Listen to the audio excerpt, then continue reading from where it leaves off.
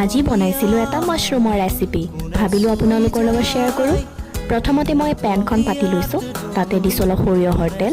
লগতে দিছোঁ মই এইখিনি পিঁয়াজ আৰু দুটা কেঁচা জলকীয়া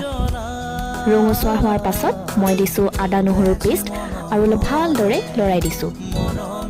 এতিয়া মই ইয়াত এড কৰিছোঁ অলপমান বিলাহী আৰু অলপমান কেঁচা মটৰ বিলাহী আৰু মটৰখিনি আমি 50% মান হোৱালৈকে এইখিনি ভাজি থাকিম এয়া দেখিছেনে লাহে লাহে সিজিবলৈ আৰম্ভ কৰিছে আৰু এতিয়াই মই ইয়াত এড কৰিম অলপমান হালধি জিৰা গুড়ি আৰু কাশ্মীৰী ৰেড চিলি পাউডাৰ বেছি মছলা মই ইয়াত ব্যৱহাৰ কৰা নাই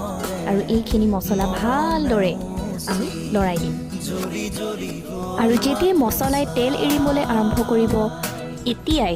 আমি ইয়াত কাটি ৰখা এই মাছৰুমৰ সৰু সৰু পিচখিনি এড কৰি দিম অলপমান লৰাই দি এতিয়া আমি সোৱাদ অনুসৰি ইয়াতে নিমখ এড কৰিম আৰু একেবাৰে শেষত মই অলপমান গৰম মছলা পাউডাৰ এড কৰিছোঁ এইটো সম্পূৰ্ণ অপচনেল হয় আৰু এয়া আমাৰ মটৰ মাছৰুম ৰেডি আপোনালোকেও বনাবচোন আৰু বনালে মোক নিশ্চয় জনাব দেই